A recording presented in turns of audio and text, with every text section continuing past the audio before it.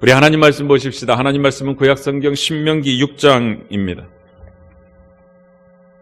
신명기 6장 1절에서 3절까지 우리 세번역 성경으로 다 함께 봉독하겠습니다. 이것은 주 당신들의 하나님이 당신들에게 가르치라고 나에게 명하신 명령과 규례와 법도입니다. 당신들은 건너가서 차지할 땅에서 이것을 지키십시오. 당신들이 주 당신들의 하나님을 경외하며 내가 당신들에게 명한 모든 주님의 규례와 법도를 잘 지키면 당신들과 당신들 자손이 오래오래 잘 살 것입니다. 그러니 이스라엘 자손 여러분, 이 모든 말을 듣고 성심껏 지키면 주 당신들 조상의 하나님이 당신들에게 약속하신 대로 젖과 꿀이 흐르는 땅에서 당신들이 잘되고 크게 번성할 것입니다. 아멘. 아멘. 사랑하는 성도 여러분, 우리는 새해를 시작하면서 새 마음으로 다시 시작해보자고 다짐하였습니다. 그래서 하나님께서 우리들 모두가 품기를 원하시는 하나님의 마음이 무엇인지 계속해서 살펴보고 있었습니다. 오늘은 신명기 6장 말씀을 통해서 하나님을 경외하는 신앙, 그 믿음을 우리 자녀 세대로 물려주기를 원하시는 하나님의 마음, 하나님의 뜻을 함께 살펴보고자 합니다. 여러분, 하나님을 경외하는 믿음, 하나님을 경외하는 신앙, 이것을 자녀들에게, 우리의 자녀들에게 물려주는 것은 하나님의 매우 강력한 뜻입니다. 오늘 우리가 읽은 신명기 6장 말씀만 읽어보아도 충분히 그 사실을 확인할 수 있답니다. 우선 여러분 6절 말씀 한번 보시기를 원합니다. 1절만 우리 같이 한번 다시 읽어볼까요? 함께 읽겠습니다. 이것은 주 당신들의 하나님이 당신들에게 가르치라고 나에게 명하신 명령과 규례와 법도입니다. 당신들은 건너가서 차지할 땅에서 이것을 지키십시오. 아멘. 아멘.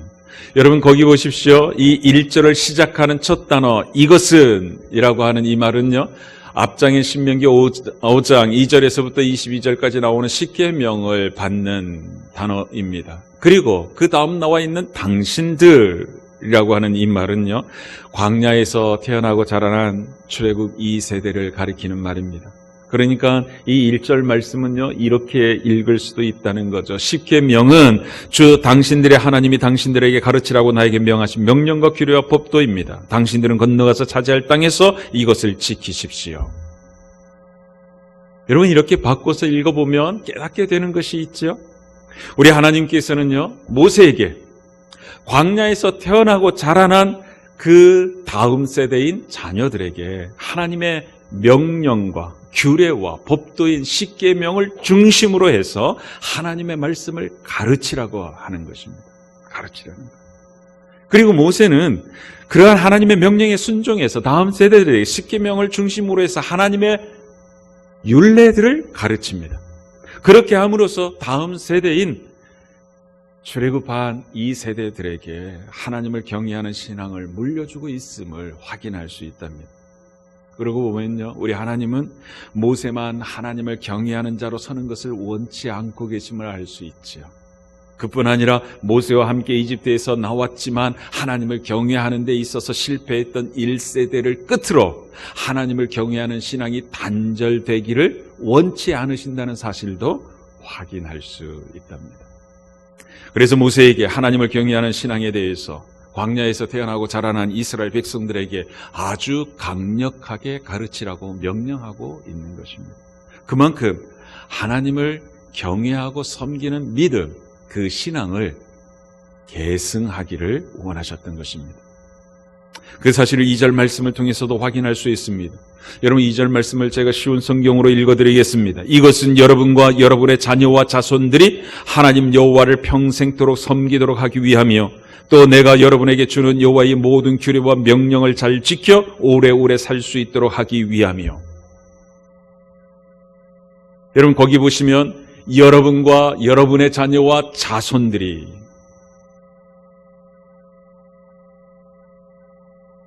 여러분 이 표현을 통해서 우리가 알 수 있는 것은 여호와 하나님을 평생토록 사랑하고 섬기는 그 믿음을 나로부터 시작해서 적어도 3대까지는 끝까지 이어지기를 원하고 계신다는 사실을 확인할 수 있는 거죠. 그런 하나님의 마음을 엿볼 수 있는 것입니다. 그래서 이러한 하나님의 마음을 알기에 우리 교회 비전을 위한 기도문, 그 기도문을 보시면 두 번째 기도가 뭔가? 나로부터 시작해서 신앙 계승이 이루어지는 그 하나님 앞에 하나님, 우리 가정이 3대가 함께 하나님을 경외하는 믿음의 가문을 세우게 하소서입니다. 하나님을 경외하는 믿음, 하나님을 사랑하고 섬기는 신앙, 그 신앙을 자녀들에게 물려주기를 원하시는 그 하나님의 마음을 우리들의 기도문 속에, 우리들의 마음에 품고 있는 소원 속에 담아내려고 했던 것입니다. 그러니 사랑하는 성도 여러분, 하나님을 경외하는 신앙은요, 나로부터 시작해서 나의 아들 세대로, 그리고 그 아들 세대에서 그 아들의 아들 세대로 끊임없이 계속 이어져야 하는 것입니다. 그렇게 하나님 백성들의 공동체는 세대에서 세대로 하나님을 믿고 섬기는 믿음, 그 신앙이 확장되고 계승되어야 하는 것입니다. 여러분, 이것이 하나님의 뜻이에요. 이게 하나님의 마음인 거예요. 그러니까 사랑하는 성도 여러분, 혹시 여러분 가운데 여러분의 가정에서 제일 먼저 믿은 성도님이 계시다면 반드시 여러분의 나머지 가족들에게 하나님을 경외하는 신앙을 물려주는 신자로 살아가기를 주의 이름으로 축복합니다. 여러분, 이게 영혼 구원하여 그리스도의 제자를 만들라고 하신 주님의 명령에 순종하는 방편이 되는 것입니다. 그리스도의 제자로 세우기 위해서는 제일 먼저 우리 주님은 가라고 말씀하셨습니다. 가라고. 아직까지도 하나님을 믿지 않는 사람들에게 가라는 것입니다. 여러분, 그 가라고 한 그 사람들 속에 믿지 않는 나의 가족들이 포함된 줄 분명히 믿으시길 바랍니다. 그들에게로 가야 되는 거예요. 가서 그들과 함께 고스톱 치는 게 아니라 그들에게 복음을 전해서 세례받게 해야 되는 거예요. 예수 그리스도를 통해서 하나님을 등지고 살았던 모든 죄악을 용서해 주시고 영원한 생명을 주시며 하나님의 자녀 삼아 주셔서 천국의 그 복된 삶을 유업으로 있게 하신 우리 하나님 아버지의 사랑을 그들에게 전해 주어야 하는 것입니다. 그들로 하여금 이러한 복음을 듣고 예수님을 구세주로 영접해서 세례를 받게 해야 하는 거예요. 구원받은 하나님의 자녀가 되도록 해야 한다는 이야기입니다. 그런 다음에 주님께서 분부한 모든 것을 가르쳐 지키게 해야 하는 것입니다. 하나님의 자녀로서 하나님이 명령한 하나님의 말씀대로 어떻게 살아가고 있는지 내 삶을 보여주는 것을 통해서 끊임없이 가족들에게 하나님을 믿고 사는 자는 하나님 말씀에 순종하며 살아야 함을 보여주고 전해주어야 하는 것입니다. 그렇게 영원의 그리스도의 제자로 세우는 것을 우리 가정에서 시작하라고 말씀하시는 거예요. 이런 삶을 사는 사람들에게 하나님의 자녀라 부르시는 거예요. 이런 삶을 사는 사람들에게 신자라고 부르는 것입니다. 결국 신자 하나님의 자녀는 무엇을 사명으로 알고 사는 사람인가? 하나님을 경외하는 그 믿음을 반드시 누군가에게는 전수해 주는 사람이어야 한다는 말입니다. 집안에서는 나로부터 시작해서 나의 아내에게 혹은 나의 남편에게 그리고 자녀에게 손자와 손녀에게 하나님을 경외하는 신앙을 물려주어야 한다는 말입니다. 집 밖에서는 나로부터 시작해서 친구에게, 직장 동료에게, 이웃 주민에게, 이 나라 온 세상 모든 민족에게 하나님을 믿고 섬기는 이 믿음, 이 신앙을 전수해 주어야 한다는 말입니다. 실제로 지난 주일에 이런 신앙 계승이 우리 교회 한 가정에서 일어났답니다. 지난 주일에 있었던 예수 영접 모임에 한 형제님이 참석해서 예수님을 구세주로 모셔드렸습니다. 이 형제님은 이성영 목장의 VIP입니다. 한 자매님이 자기 남편인 이 형제님을 목장 VIP로 내놓고 목장 식구들과 함께 기도하며 신앙생활을 하자고 끊임없이 권하고 있었습니다. 뿐만 아니라 그의 장인어른과 장모님도 한 마음으로 기도하며 예수 믿고 같이 신앙생활을 하자고 권면하고 있었습니다. 그렇게 아내와 친정 식구들 그리고 목장 식구들이 매우 촘촘하게 기도하며 이 형제님이 하나님의 자녀가 되게 해주시기를 하나님 앞에 간절히 기도하고 있었는데 마침내 지난 주일에 예수 영접 모임에서 이 형제님이 예수님을 영접하고 하나님의 자녀가 되었습니다. 아예 그렇게 자신 없게 하는 게 아니에요. 여러분, 이건 정말 박수 칠 일 아니에요? 아마 미국이었으면 여기 일어서 가지고 막 휘파람 불고 난리가 났을 텐데. 우리는 다 충청도 분이라 집에 가서 박수 칠 줄 믿습니다. 근데 여러분, 올해 이처럼 기쁘고 복된 일이 여러분의 가정과 여러분의 목장에서 끊임없이 일어나게 되기를 주의 이름으로 축복합니다. 그렇다면 여러분, 우리가 신앙을 계승하는 신자로서 살아가기 위해서는 어떻게 해야 할까요? 여러분 1절 말씀을 한번 다시 보세요. 이것은 주 당신들의 하나님이 당신들에게 가르치라고 나에게 명하신 명령과 규례와 법도입니다. 당신들은 건너가서 차지할 땅에서 이것을 지키십시오. 여러분 이 말씀을 간단히 줄이면요, 너희들이 약속의 땅에 들어가면 하나님의 명령과 규례와 법도를 지켜라, 이거입니다. 그리고 2절도 보십시오. 당신들이 주 당신들의 하나님을 경외하여 내가 당신들에게 명한 모든 주님의 규례와 법도를 잘 지키면 당신들과 당신들 자손이 오래오래 잘 살 것입니다. 여러분 이 말씀도 간단히 줄이면 그 모든 규례와 명령은 너희 자손 대대로 지켜야 한다, 이거입니다. 그리고 3절 말씀을 보십시오. 그러니 이스라엘 자손 여러분, 이 모든 말을 듣고 성심껏 지키면 주 당신들 조상의 하나님이 당신들에게 약속하신 대로 젖과 꿀이 흐르는 땅에서 당신들이 잘 되고 크게 번성할 것입니다. 여러분 이 말의 핵심은요, 이 모든 말을 듣고 성심껏 지키면이라고 하는 이 대목에 들어 있습니다. 그렇다면 여러분 분명해지지 않습니까? 하나님께서는 1절부터 3절까지 이 짧은 말씀에서 반복적으로 강조하는 것이 있습니다. 그게 뭡니까? 약속의 땅에 들어가면 반드시 하나님의 자녀들은 하나님의 모든 규례와 명령을 지켜 행해야 한다는 사실입니다. 그리고 반복적으로 강조하는 게 또 하나 있습니다.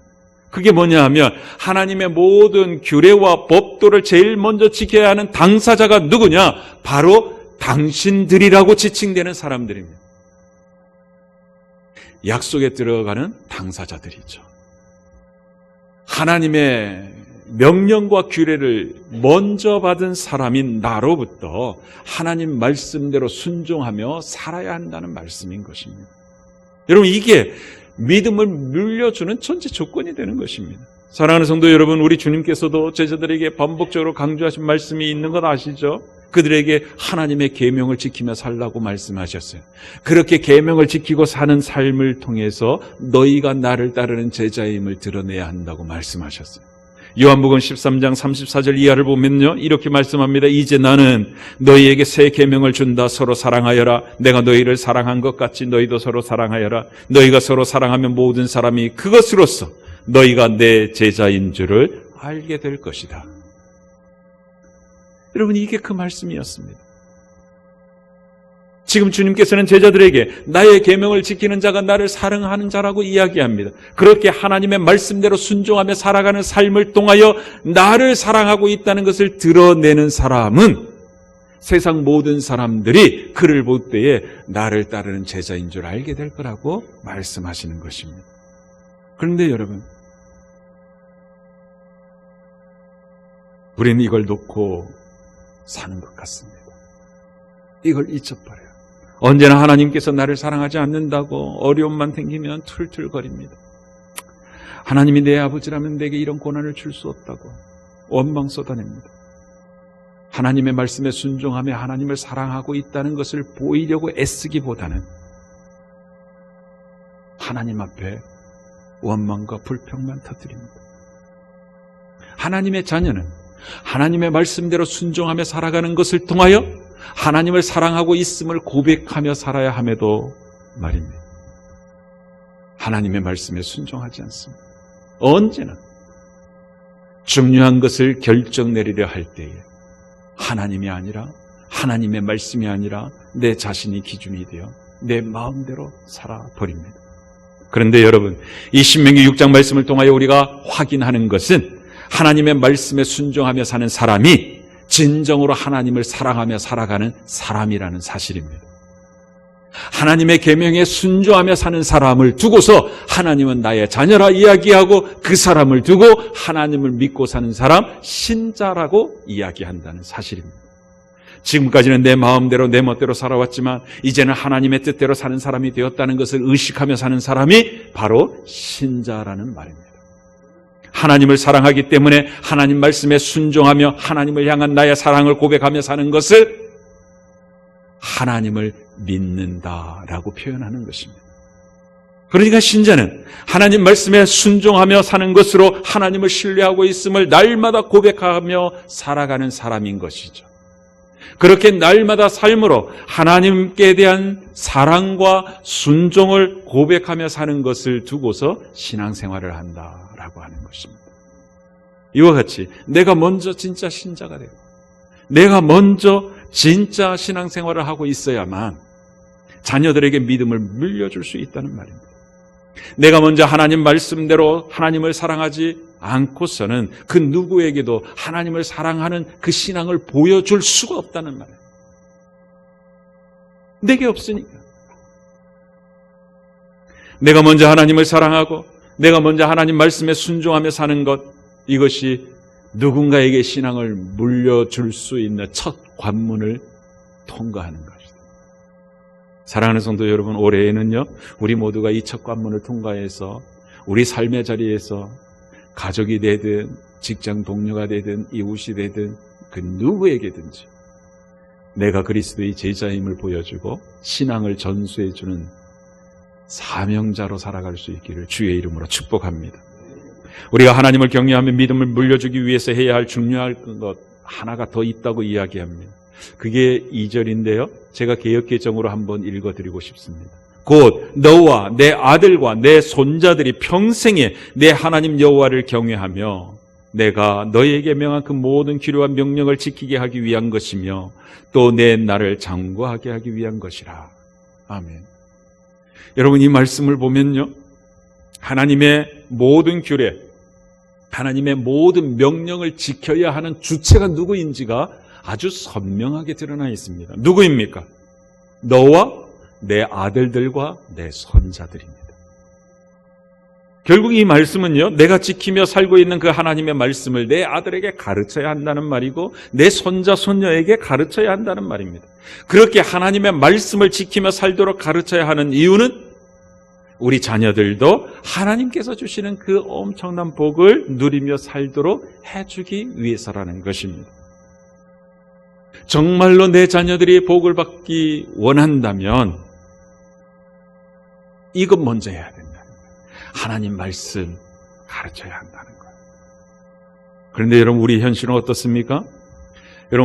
여러분의 자녀들이 교회에 나오고 있더라도 하나님 믿는 그 믿음을 계승할 수 있는 환경 속에 놓여 있지 않습니다. 오히려 하나님을 믿지 못하도록 하는 환경 속에 놓여 있음을 우리는 꼭 알아야 합니다. 여러분, 우선 이것 때문에 그렇게 이야기하는 거예요. 우리들의 자녀들이 하나님의 말씀인 성경 말씀을 배우고 듣는 시간이 턱없이 모자라기 때문입니다. 그들이 교회에 나와서 주일 설교를 읽고 삶 공부 시간을 다 합쳐도 한 주간 168시간 중에 2시간이 채 되지 않습니다. 목장 모임에 나가는 어린이나 청소년들의 경우는 조금 더 많아질 것입니다. 그리고 부모님과 함께 매일 가족 목장 모임을 하고 있다면 좀 더 많아지겠죠. 그러나 보편적으로는요 성경을 배우거나 성경을 읽는 시간이 턱없이 적습니다. 게임하는 시간, TV를 보는 시간보다 훨씬 적습니다. 만약 여러분의 자녀가 여러 학원 뺑뺑이 돌고 있다면 말할 필요 없습니다. 게다가 여러분, 우리 자녀들이 다니는 학교는 어떨까요? 오류가 있음이 이미 오래전에 증명됐음에도 불구하고 허구적인 그 가설에 근거해 있는 다윈주의자들의 주장만 과학이라는 옷을 입혀서 우리들의 자녀들에게, 무방비인 우리들의 학생들에게 반복적으로 주입하고 있는 실정입니다. 예를 들어보면 여러분 분명해질 것입니다. 여러분 19세기 독일의 생물학자인 헤른트 헤겔이 있거든요. 그 헤겔이 발표한 배아 발생도라는 그림 여러분 생각날 거예요. 물고기, 도롱뇽, 거북이, 닭, 돼지, 소, 사람, 그 배아를 3개의 단계로 구분해 놓은 그림 말입니다. 그 그림을 딱 보면 그 태아들이 얼마나 유사한지 몰라요. 그런데 이미 1860년대에 이미 이 헤겔의 배아 발생도가 조작되었다는 것이 폭로되었습니다. 그런데도 여전히 오늘날 이것이 진화의 근거로 교과서에 실려 있습니다. 1953년에 발표한 유명한 그 밀러의 실험도도 여러분 기억나실 것입니다. 메탄과 암모니아 수증기의 혼합물이라는 지구의 원시 대기 그 안에서 단백질이 발생한다는 걸 증명했다고. 그런데 여러분, 메탄, 암모니아 수증기 혼합물, 이것이 지구의 원시 대기였을 거라는 그 가설의 정당성 확보도 못했습니다. 그러니까 증거가 없다는 이야기죠. 게다가 원시지구 대기일 것이라고 확실하는 것을 가지고 실험을 한다 하더라도 아미노산 물론이고 생명을 진화시킬 수 있다고 말할 수 있는 그 어떠한 물질도 만들 수 없다, 얻을 수 없다는 사실이 이미 발견되었습니다. 그런데도 버젓이 이 밀로의 실험들은 과학 교과서에 여전히 실려 있습니다. 여러분, 이런 상황 속에서 놓여 있는 우리 자녀들입니다. 여러분, 이런 상황 속에서 하나님을 경외하는 것을 어떻게 물려줄 수 있을까요? 하나님이 그 답이 있음을 일깨워줍니다. 그 답이 뭐냐면 부모가 자녀에게 가르치는 게 답이라는 거예요. 여러분, 1절부터 3절까지 말씀이 이 사실을 일깨워주고 있습니다. 그래서 모세보고 광야에서 자라난 2세대들에게, 이스라엘 그 백성들에게 십계명을 중심으로 해서 하나님을 믿고 경외하는 신앙을 가르치라고 그렇게 말씀하셨던 것입니다. 그리고 모세는 그들에게 그들 자신은 물론이고 그들의 자녀와 그들의 손자, 손녀에게 끊임없이 하나님을 경외하는 법을 가르쳐야 한다고 가르쳤던 것입니다. 사랑하는 성도 여러분, 하나님을 믿고 섬기는 이 신앙, 이 믿음을 물려주는 것은요, 다른 사람들의 손에 의해서 이루어지는 것이 절대로 아닙니다. 오직 부모가 그 주체의 자리에 서 있을 때 비로소 대를 이어가는 믿음의 유산은 현실로 드러나는 것입니다. 그래서 우리 교회에서는요, 신앙교육은 부모가 중심이 되어야 하고 교회는 그 부모들과 협력해서 함께 자녀들을 신앙으로 양육하는 공동 양육을 지향하고 있습니다. 유치부에서는 더더욱 그러고 있습니다. 유치부 자녀들의 부모들이 교육 목자로 헌신하고 계십니다.